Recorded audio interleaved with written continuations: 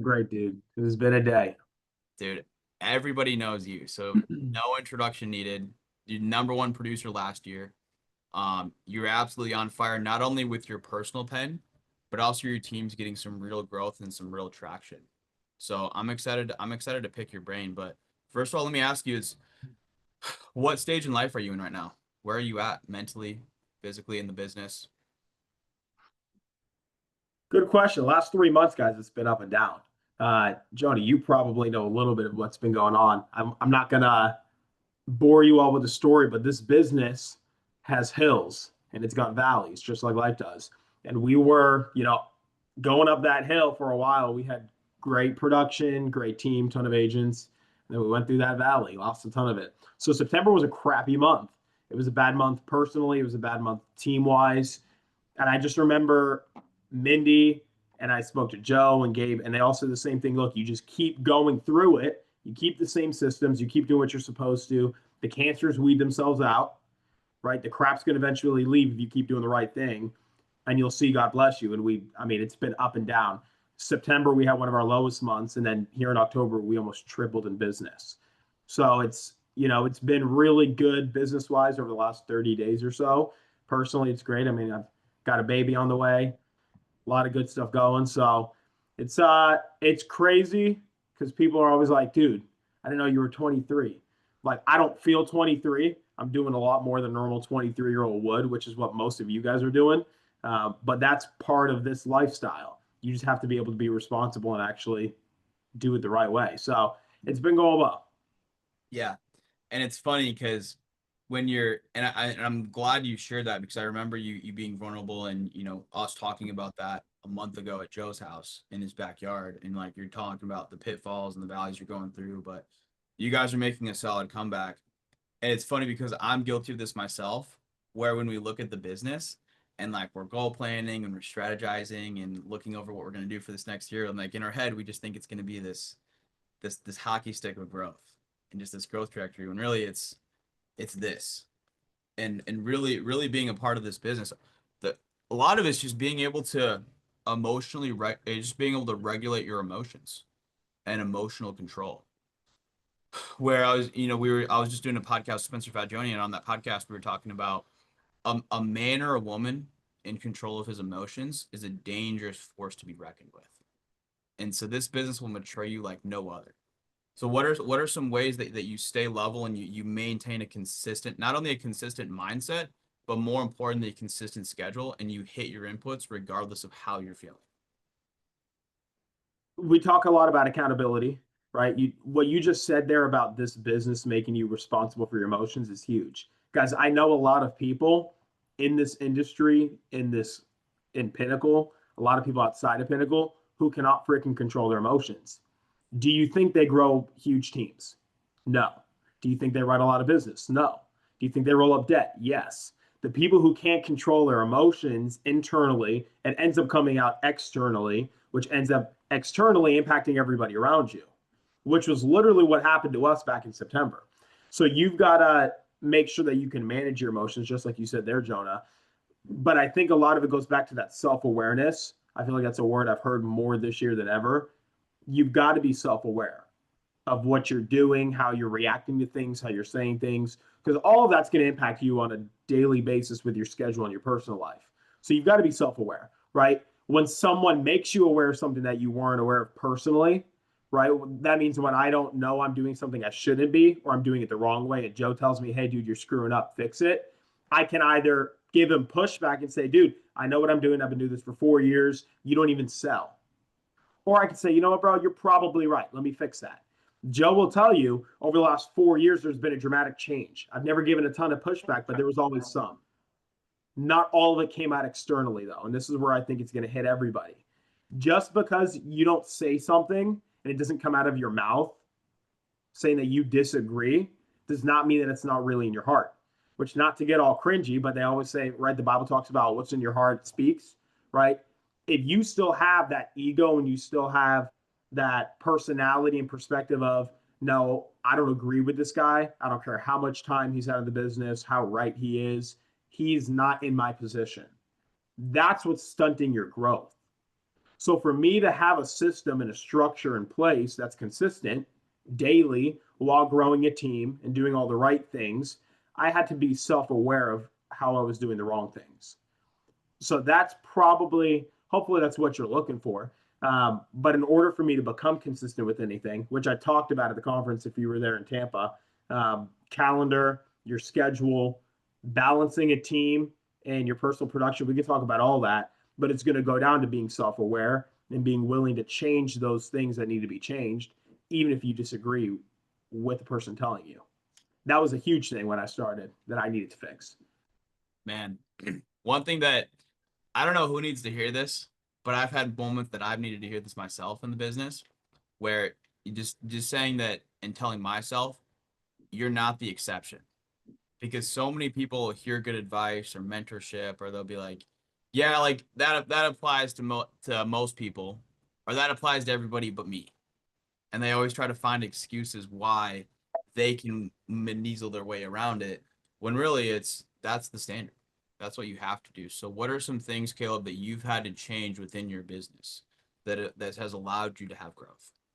Obviously, it starts with mindset. I'm not going to touch on that. We talk about mindset all the time, but I had to have the mindset of being willing to change. So that's on that side of things. But that mindset helped me get into hiring the right people. Right when I got rid of that ego of who I thought was the right person for my business.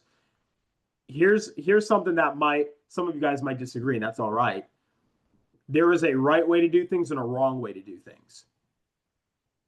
I've always had this perspective, not any longer, but I used to have this perspective that, hey, Mindy got all of the moms and Jonah got all of the young guys. And this person got all of these people. And then you look at me, I'm 23 and I have a family. So what? Does that mean I only recruit young guys with families? That was my original perspective. And I remember I would talk to you, Jonah, you probably remember, we had a conversation about this a while ago. And I always have this screwed up mindset of, okay, I've got this niche market of people that I can work with just because it caters to me. So I had to get over that idea of, one, to hire the right people, which grow my business. And when you hire the right people, they help you grow personally. I was able to help our team get to a point where we are now, where we've tripled in business, but it ultimately goes back to hiring the right people. So I had to get out of that mindset of, just because I think, let me reword it. There's no right or wrong person for hiring, right?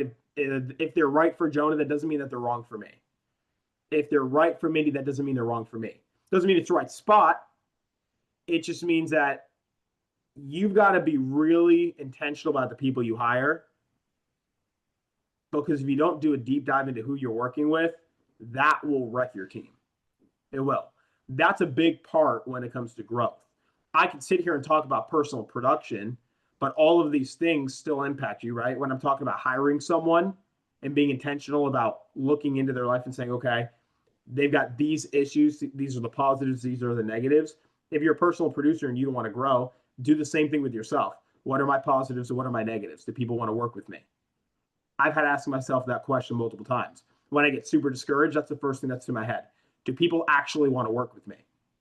You've got to look at those positives and negatives. So in order for me to grow and get our team to where it's been, it's a group effort, of course, but it starts from the top up. If the person at the top isn't doing the right things and they don't have the intentional mindset and the intentional actions to do it the correct way, you're screwing up the rest of your team. So when Jonah mentioned just what he said at the beginning, because I told him, I was like, dude, the office vibe was great. I loved it. Like, working with you guys was awesome. But I can guarantee you, half of you who didn't make sales, you were on Netflix, because I could see your second screen. I was like, how stupid. The reason why you wrote less than the guy next to you wasn't because you were worse than him. You were just distracted. You weren't intentional about the work you were doing. You were doing irresponsible activities that took away your time. They took away your focus. Now, let's say you bring on agents.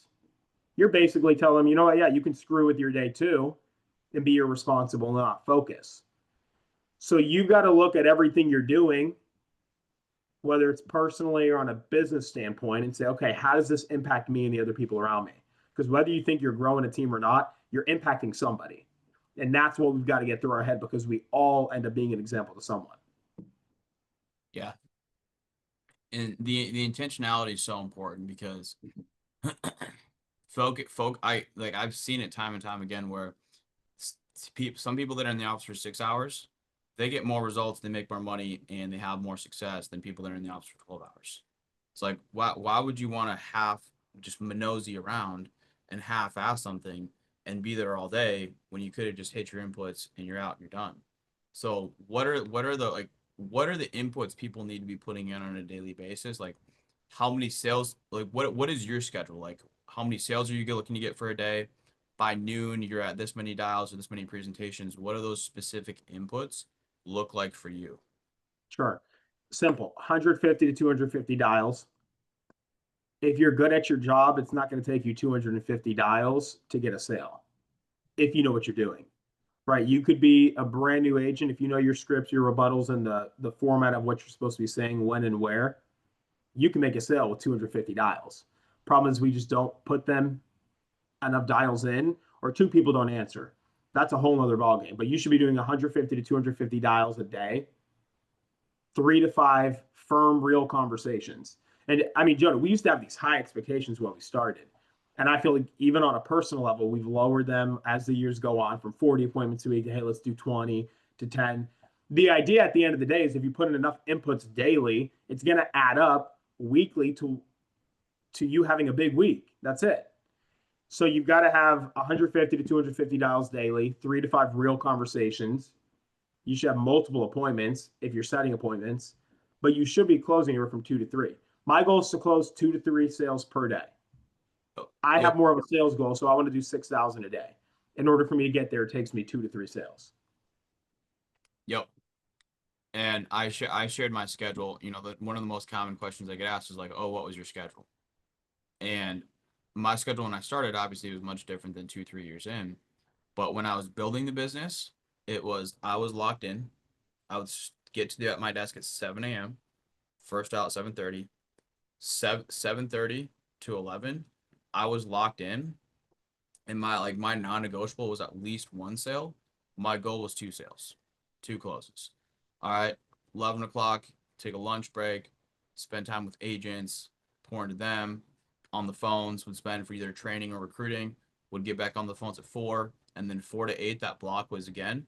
My non-negotiable was at least one sale, if not two sales. And I knew I needed to do at least $5,000 for the day. And if you're closing 2 to 3 people, that's very doable, very easy to do. Problem is people just don't lock into the right things, right? When you say lock in, you guys all hear that all the time. You're all locking in, right? Whether we agree with what you're doing or not, you're just locking into the wrong thing. So like the people who were on Netflix half the day, you were locked in, just not to building your business and not to being responsible. You were locked into doing other crap that's distracting you. So you've got to make sure that you're locked into putting in the right inputs. You do that, that's how you end up winning. Probably just takes people forever to get that. The question I want to impose on everybody is what are you willing to sacrifice?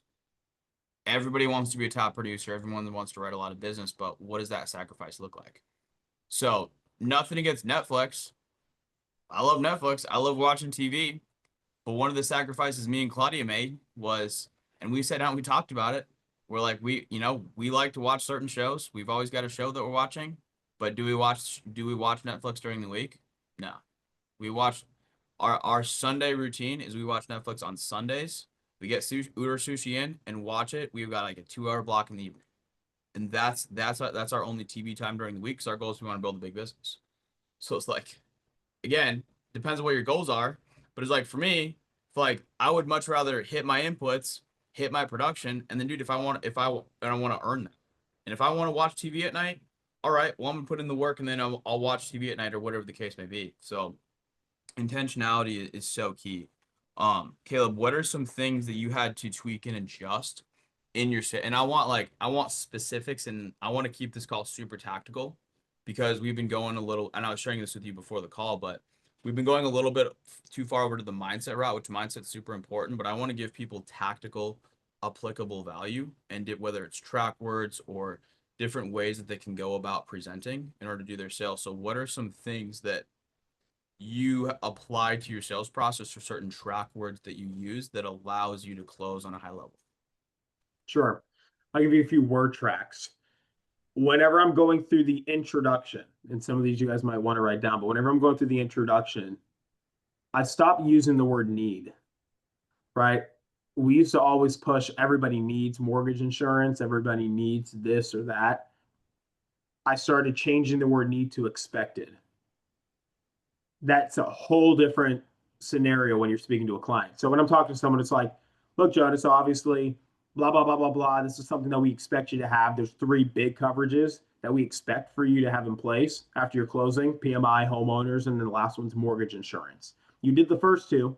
Now we just need to figure out the third one, get a plan that works for your budget. Again, we expect you to have it. Doesn't matter if you go with the minimum plan. And right there, when I'm saying it doesn't matter if you go with the minimum plan, I just guided them to go on with the smallest plan, regardless what they choose. In their head, they're thinking, I'm not going to get this. But when I said, we expect you to have this, I set an expectation, then I guided them to that expectation on where we're going. So that's going to help you get a lot more people through that intro into the application. Everyone always says, how do you get them through the inventory? Dude, I set the expectation. You set the expectation right, you're not going to have trouble with them going through that process with you. That's a strong one. Another good one is when you're given the plans. I'm going to present it like this every time. Joan, I've got 3 different plans. There's 3 separate ones: silver, gold, platinum. I'm going to have you write them out. It does not matter to me which plan you go with, right? I could care less, but I do expect you to have one, at the minimum, the silver plan. So I'm going to give you 3. You tell me which one's the most manageable for you monthly.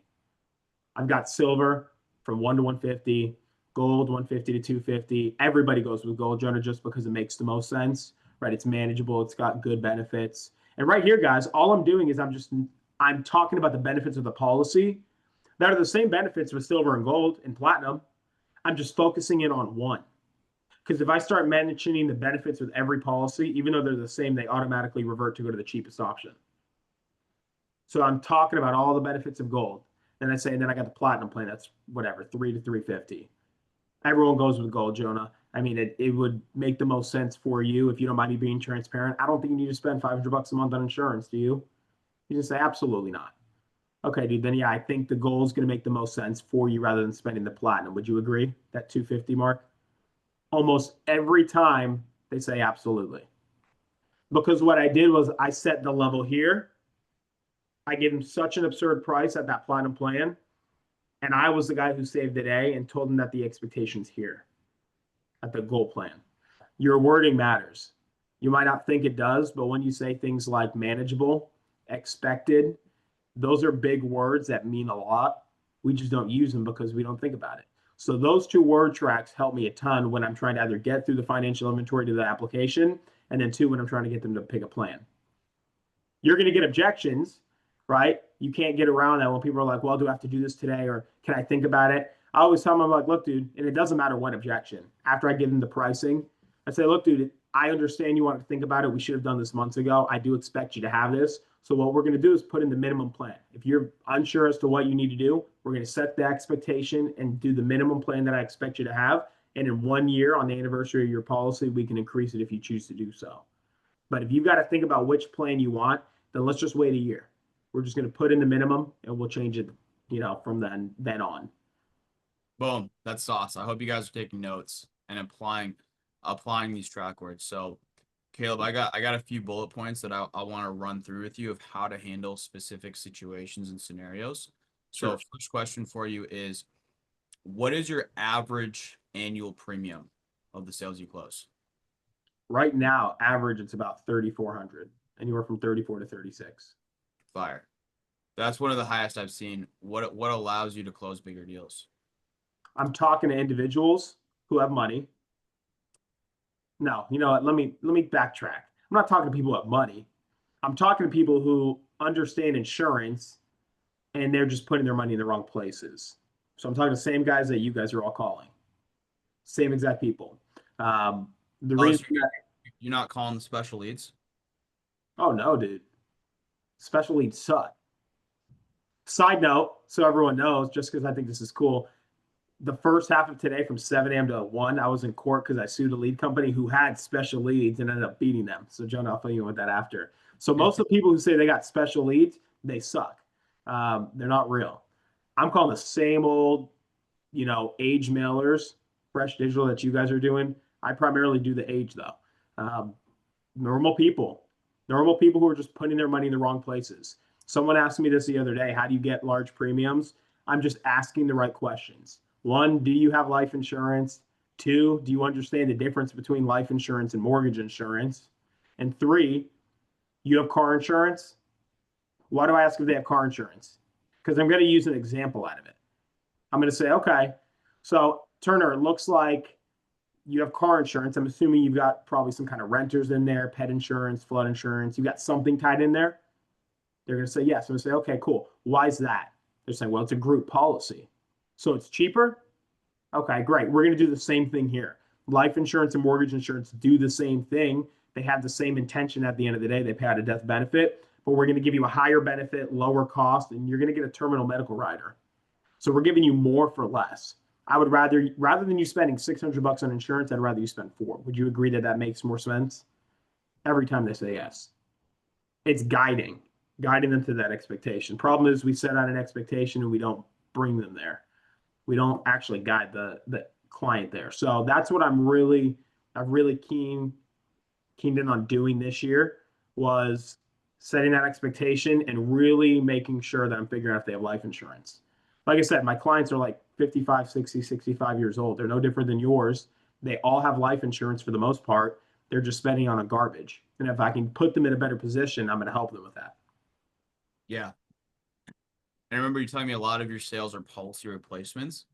How do you go into replacing policies? Sure.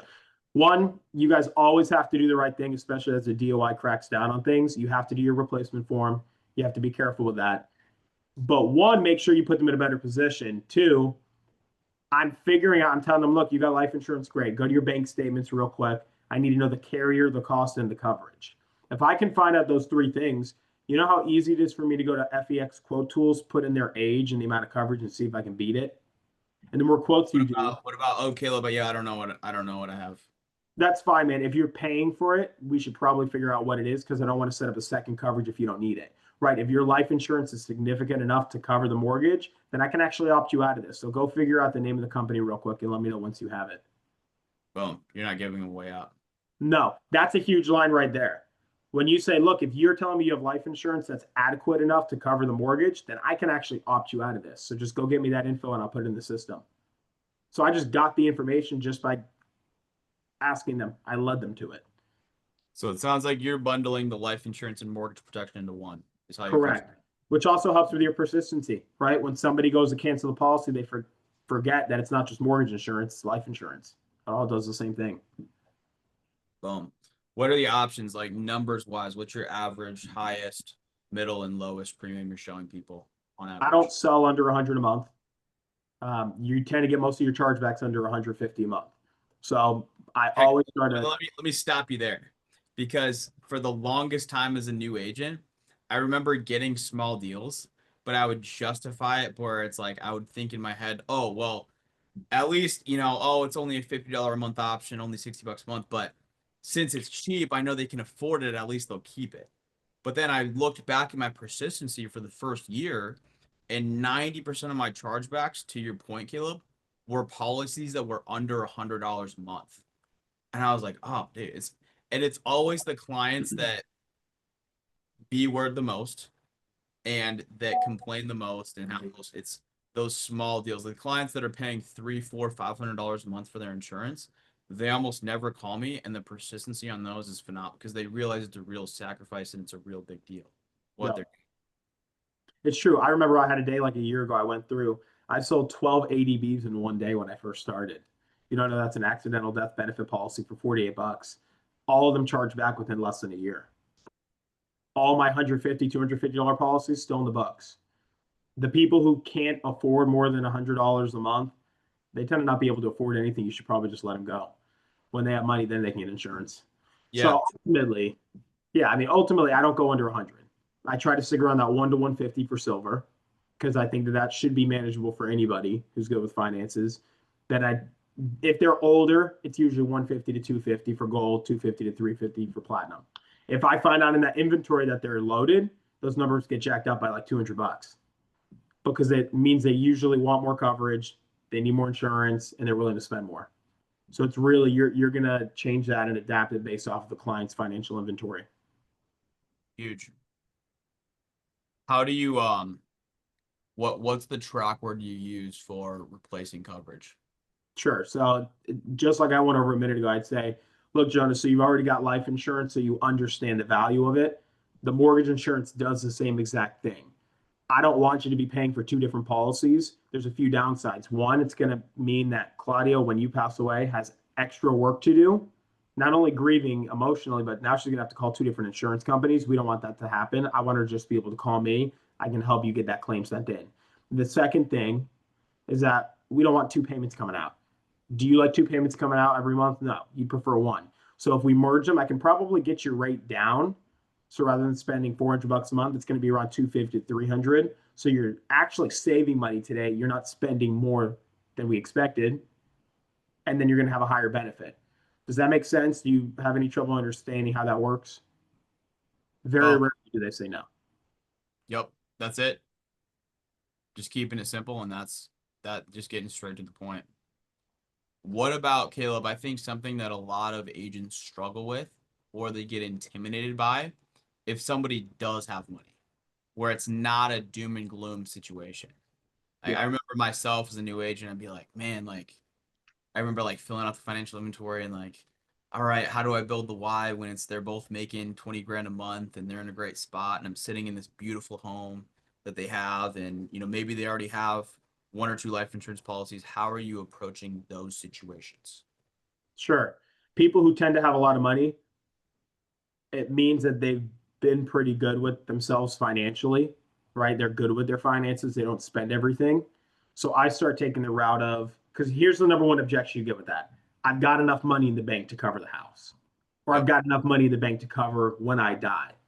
One, use it as a advanced market or retirement specialist, right? Use them. They probably have money that they could put into an annuity or whatnot. But the second thing, I'd say, look, Jonah, that's awesome. I'm glad that you've been able to save up enough money. The last thing we want to happen, though, is one, risk that if you were in the hospital or if something happened, God forbid, or 2008 happened again, I don't want you to have to go take out of your savings. Is your savings intended to use for, a disaster? What's the savings for? He's gonna say, "Oh, it's just there. So if I need it, okay, cool. So if you passed away, if you had the opportunity to leave your spouse with $400,000 and it's only cost you 350 a month, you're telling me that you would rather just leave her the 200 grand you got in your bank rather than spending 350 a month to guarantee you're almost double? My goal is to protect your money, and because you have a lot of money, you want to keep that money. You don't want to spend that money for something you could have protected. That's like telling me that you don't need car insurance because you can just go buy a new car if you get in a wreck. When you use real life examples that make people feel stupid, I hate to say it, but my goal is to put doubt in their mind, but also make them feel a little dumb. Usually it's with the rich because they're always like, oh, I'm above it. I don't need it. But when I say something like, oh, so you're basically telling me that you don't need car insurance, they're like, what? I'm like, well, you can just go buy a new car and then you go right back to it. Real life examples help. Yeah. John, you have enough money to buy three of your Mercedes you drive in the bank, but your car is still insured. Boom. Just simply think about it logically. It's hedging against yourself. John, you've made a bunch of great financial decisions. This is simply just another financial decisions to protect your money because you want your money working for you, not against you. Before, Caleb, before I hit you with my next point, I gotta point out, hearing you on the phones and just hearing you now go through everything, you have this exuberating amount of self-confidence. Where is that derived from? There's a few things. I think it starts with not getting embarrassed. I used to get embarrassed about everything growing up as a kid. Any little thing, right? Talking loudly, stuttering, little things. I had a lisp, still do if you can't notice. And so I would get overly embarrassed about things. And then there came a point where I started to see some success outside of this business. And I realized I've got a lot more to lose if I care about what other people think about what I say or what I do than how much I think and care about it. So it all started with that personally, but also I like to win. I'm competitive. Um, So the last thing I want is for somebody to surpass me because they had more confidence than I did. So I'm always willing to do different things. I'm willing to try different things. That's why you'll notice when I spent a crap ton of money on leads my first year, I was willing to go out of my comfort zone and be overly confident in every single lead vendor. Was that a smart choice? No, I probably could have went about it better. But that confidence helped shape me into 4 years in. I've been the top producer for 3 years now, I believe. Uh, I've got that goal of staying there. So, in order to get that confidence, you've got to have a little bit of competitiveness for sure. But also, you got to be confident even if you don't know what you're talking about. It starts there.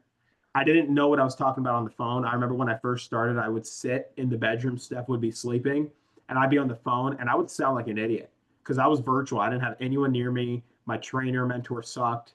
So I was like, okay, I don't know what to say. So I would just say things. I know half of it wasn't correct, but I didn't know what else to say. But I was confident in it. So did it screw me up a little bit with chargebacks? Yeah, it did. But if I wasn't confident with the wrong things, I was definitely not going to be confident with the right things.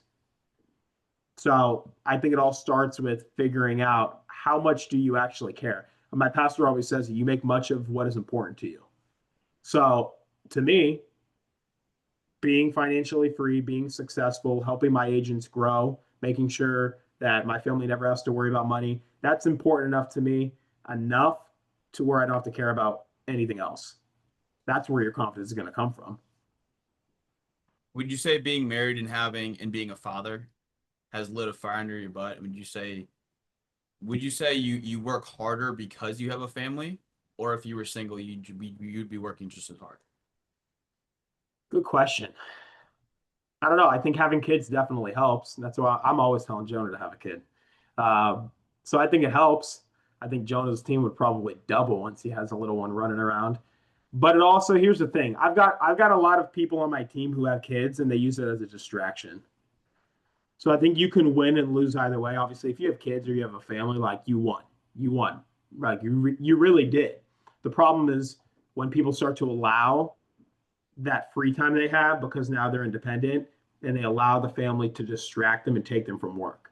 So it definitely motivates me more being married than anything. I mean, I've been married since I was 19, so it's kind of weird. I feel like I'm like 30, so because I'm so many steps ahead of where most people are, but that also allows you to get to a point where you just mature quicker. So everybody have a kid and you'll double in business. There's truth to that, but I can only speak for myself, and I can only speak for somebody that doesn't have kids because I don't have any kids that I'm aware of. But it's having the perspective and the mindset. The way I see it is it's the best of both worlds because I have the time freedom where I don't have little ones that I'm responsible for, but I envision myself and I picture myself and I put myself in the shoes of I have a family that I'm responsible for because it's true. I do. I don't necessarily now, but I will in the future. So when you look at it where it's the best of both worlds, we're like, all right, well, I have the time, I have the excess time that I can pour into this to put fire on it and really grow the business because I don't have other responsibilities outside of the business, but I still have the pressure and the good level of stress on my life because I put myself in the mindset that, all right, I do have a family I need to take care of because which is absolutely true because the sacrifice and the work I'm putting in now is going to reap dividends. Or when I do have a family, that's the income that we're going to be able to provide for them. So for everybody, because I'm speaking to not only myself, but the majority of people on this call that don't have a family and don't have kids, that's the mindset that I've put myself in. And that's what's helped me. That's what's really helped me like put that extra level of pressure to hyper grow the business and get to where we are. Good pressure. Good pressure. Yeah. Okay, I want to get back to you. These are really good. And I just want this to be a straight masterclass of tactical applicable value that everybody can take from this call and bring with them to their next few presentations. So we've all ran into the people where they say, yeah, I'm only looking for this if I can cover the full mortgage. 72 years old and had a heart attack 2 years ago. They ain't getting a term. How do you handle those type of equity protection clauses? Sure. I would handle it just like this. Jonah says, "Yeah, man, I'm looking to just cover the whole loan. If you can't do it, I don't want anything." I'd be like, "Jonah, do you understand what mortgage insurance actually is? It's not meant to cover the entire home. I don't know who told you that. The point of mortgage insurance is to protect as much of the home as possible. At 72, why would you want to put all of your money into insurance to cover your entire home that you will probably never live to see the day that's paid off, right? How long have you had this home, Jonah? Usually it's like 10 years, 15 years. Okay, so you've got some significant equity in there, correct? Yes, okay, great. Your kids are going to be fine. You expressed to me you've got life insurance. We're going to talk about that here in a second. You've got equity in the home, which means they can take from that equity. You've got survivorship benefits that'll go over to them in a few months after you pass. But it would be crazy of you to cover the entire house. Why would you spend $600 a month on insurance? The goal of in mortgage insurance is to protect as much as possible. So my goal is to set up the first 1 to 3 years. If you want to cover the entire thing, I can put together a bunch of plans for you, and you can have 7, 8, 9 payments coming out. If you want to do that, I'm happy to do that with you, but I think it's a waste of your money. The only person who's going to try to do that with you is a sales agent who's commission hungry. That's insane. Boom, I'm money. feeding it to them. That's it. What about somebody that has a reverse mortgage or HELOC? Yeah, John, I definitely understand. I want to make sure we're on the same page. A reverse mortgage just means that the bank owns part of the equity. Okay, so here's the key, Jonah. When you pass, the lender actually calls the balance due immediately. I don't know if you knew that or not. So unless your family can write a check for the entire full payoff, they lose the house. That's how a reverse mortgage works. That's why people with reverse mortgages still choose to get mortgage insurance. So that way their spouse or their kids aren't blindsided. So you really have two options. We can either blindside your wife because you don't want to protect it, or we can make sure that, God forbid, something takes place, the bank doesn't rip the home from her and she's now on the streets figuring out what she's going to do next. Boom, boom. Same thing. I'll give you HELOC because people ask about that all the time. If someone's like, "Hey, I've got a HELOC," I'll be like, "Look, a HELOC is just, a second mortgage. It does not disappear when you die, like most people think. So without coverage, without having something protecting your family now has two debts instead of one. That's exactly what this protects against.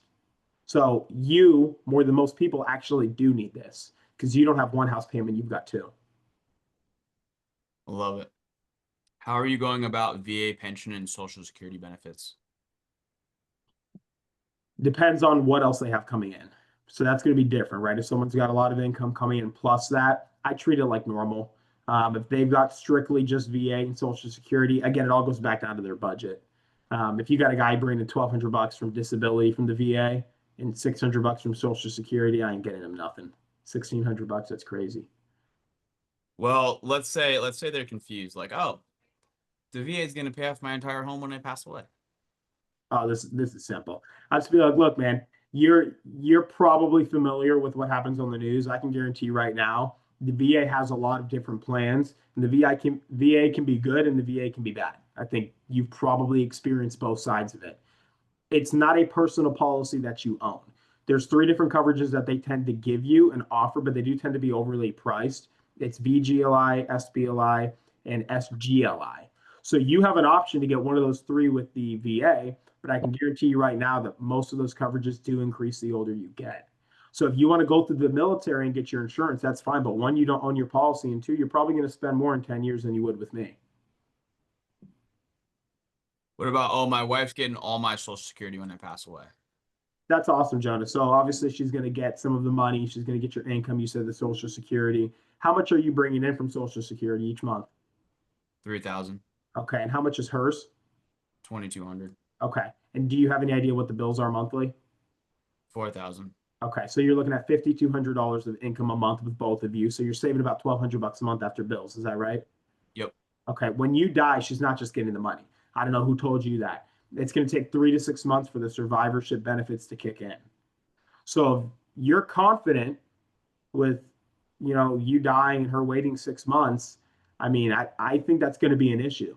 Your bills are 4,000. If she's not going to get paid for 3 to 6 months because it takes time for those benefits to kick in, She's stuck at $2,000 a month or $2,200 a month, like you just mentioned. Can she afford 4 grand? No, she goes $1,800 negative. So then she's got to take equity from the home, which means eventually she can't afford the home, so she loses the home. So my goal is to give you a transitional period. We don't have to do a ton of a mortgage, but we're going to cover at least the first 3 to 6 months. So it's a transitional policy from the time you die till the time she's paid. Boom. Money. Dude, let's just keep ripping these objections.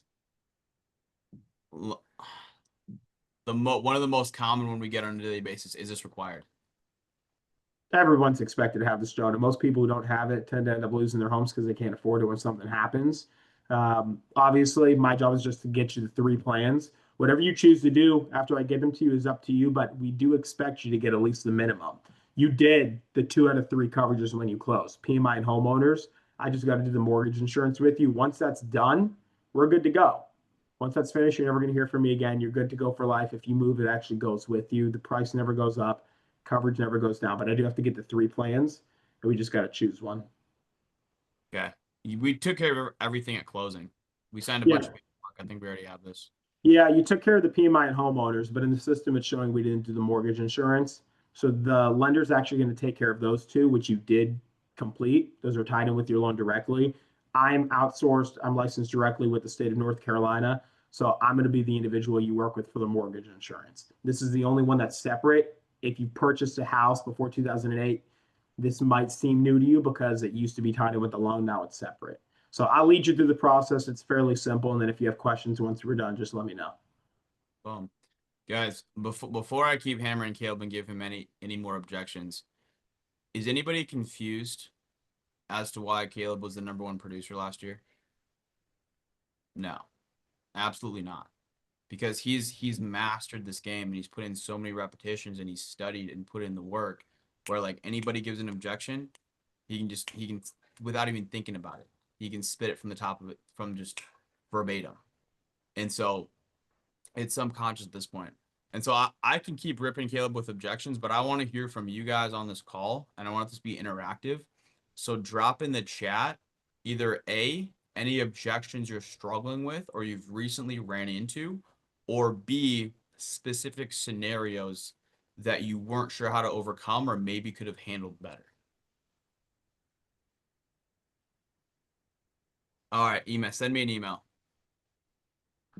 Yeah, we didn't really send any information. You're going to get your policy packet once we're finished, but it's like going to the grocery store, Jonah, and asking to eat the food before you pay for it, and then you end up just leaving without paying for anything.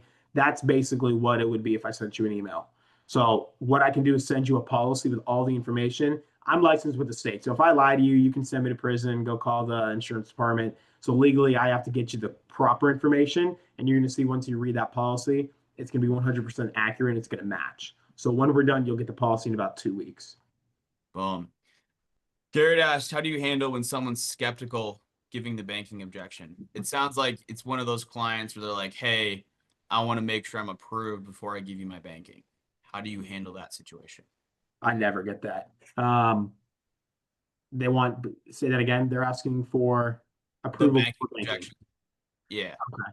Well, I mean, if you're doing a pre-screen, let's say that most of you guys are probably doing terms where you've got to do the banking first. I just say, look, they obviously want to confirm that you're a citizen, which is why we got your social. Now they just need to confirm that you can actually make payments, right? Last thing they want to do is go through a full process with you, and then you don't have a routing an account, or we find out that there's a block on your bank account or whatnot. There's a lot of crazy stuff that happens. No payment will be taken out unless you're approved, and you're going to sign for it first. So what we're going to do is grab the rest of your information. You can just grab a simple checkbook. Same thing you're going to give a little boy if he comes to mow your lawn. It's normal information. I can actually pull up your routing here. So I'll confirm it with you. And then you can just read off the account, make sure that we all are on the same page. Same thing as when a little boy comes to mow your lawn. Actually, I've never met a little boy who gets a check, but it works. It works. Understand it. It works. George says, how do we know this is real? Send me some information through the mail. Sure, I'll say, look, George, obviously you actually sent me some information through the mail. That's the only reason that we're talking. I can send you a license to show you that I'm verified directly with the state of North Carolina. And if that, suffices and we're good to go, then we'll continue this conversation. But there's not much I can do other than send you a license directly with the state. This is a very real thing. You're going to die one day, and your wife's going to pay the price of the home if we don't cover it today. Same thing you do with your car insurance. Same thing you do with your, PMI. This is just another one of those coverages that you did fill out asking for information for, and I expect you to have it. So I'll get you the rest of the info you need, answer any questions, and we'll go from there. Caleb, Good. we already have enough insurance. Yeah, no, that's great. I've got to get the information for that either way. And if it's significant enough, we can actually opt you out of this. I don't need you to have multiple coverages if they all do the same thing. So if you can grab the name of the carriers, cost, and coverage, I'm going to need to write that down here in the system. And then after that, I'm comparing. Okay. You don't need to know any of my insurance information. That's private. Yeah, I mean, if you don't want to compare the coverages, that's fine. That just means you're going to have two different policies coming out. My goal is to save you money. So if you're not comfortable giving me the insurance information, I don't know how you're going to be comfortable giving me your social, right? What do you need from me in order to make you comfortable with this conversation? Because if we don't get that current company information, you're going to be stuck with having two policy payments. And I wasn't trying to get you paying more today. I wanted to save you money. I'm not interested. That's fine. I'm not asking if you're interested. I'm asking if you got your policy packet in the mail. Boom. Or What I do, hang up. let's just say you get that at, like right off the rip. I'm not interested. How do you handle I hang up. that?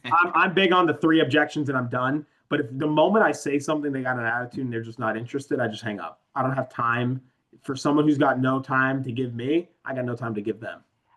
Man, that's so important because I want to touch on that very quickly because I see, and it's a caveat too, because I see a lot of new agents where when you're new, you want to get as many reps as you can for the practice. But I see some agents where and what it comes down to is lack of lead spend. Because when they're not spending leads and they're not investing in their business, then every person they get on the phone, they're just trying to strong arm and squeeze them into a sale and just trying to strong arm them into a close. Like you guys heard Caleb, best closer in the company last year.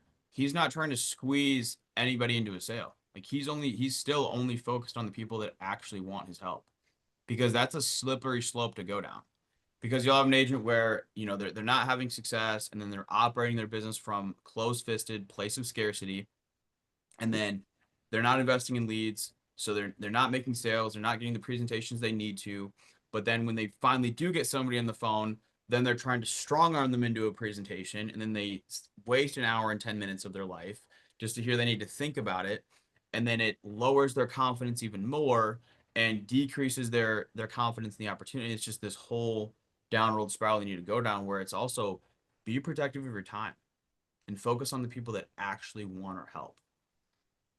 And you can stronghold someone and make a sale. I've done it. Not that I should. I've done it in the past. But when you stronghold someone, they're not really listening to you. They hear you, but they're not really listening to you, which means when the next guy calls and reminds them that they have insurance set up, they're going to cancel it because they forgot. Or they're going to cancel it because they don't really know what you were saying to them because they felt that pressure. So you've got to have good pressure on the phone with the client. Yeah, E-Man asked, and I can answer this one actually. How do you transition from a client that got declined and you didn't write a backup and doesn't and no longer wants it? Well, I can tell you it's don't ever do that, is what I'll say. It's I don't care if I have to be on the phone with them for 3 hours and miss my next three appointments. I don't hang up on the phone. I don't hang up the phone with somebody until I get them approved. Simple as that. Because more than likely, if they do get declined and you end the call and try to call them back, they're probably going to tell you they're no longer interested. What else do we got here? All right, I have insurance through work. Yeah, that's fine. So obviously that's contingent on if you pass away, usually one at the job, two while you're on the clock, and three when you leave, that price is actually going to be increased because it's going to transition to a personal policy. How much are you paying for that currently, Jonah? Boom. I did this last year at closing. I already have mortgage protection and I already have living benefits. Awesome. I don't see anything in the system, which is really strange. That just means either one, someone didn't update the file, or two, I just never got sent any of your information. Can you verify with me the name of the carrier that we covered you through? Boom. All right, last one. And this is the dreaded. You're on the phone with them for an hour and 20 minutes. You go through everything. Everything's going well. And then they smack you with the, I need to think about it. I hate that one. Yeah, Joe. I mean, obviously, I understand you need to think about it. I set that expectation at the beginning of the call, though, that we did need to get this taken care of today. You closed 8 months ago. So it's kind of inappropriate for us to be doing this 8 months later. It's just been hard to either one, get a hold of you, or two, you just keep bypassing our phone calls. So we do need to get something taken care of today. And then if you really want to increase it at the anniversary of the policy next year on November 12th, 2026, we can increase it or change it. But my suggestion, we go with the lowest plan, right? Because that's the minimum. That's the minimum expectation I have. And then we can go from there. But needing to think about it, obviously, I understand that. Is for you, is it a price thing or what is it? Because you were already approved. I answered all your questions. And I'm probably gonna sound really annoyed too when I'm talking to them like this. But you gotta definitely apply some pressure there, especially Yep. after now. Yeah. Man, this has been phenomenal. This has been a straight masterclass on how to become a top producer. Guys, drop some love in the chat if Caleb absolutely killed this call. This is one of the best calls we've had in a while. So, Caleb, we're out of time, but I appreciate you hopping on and pouring back into the team, brother. No problem, dude. Appreciate you guys. I'll see ya. Let's make it a week.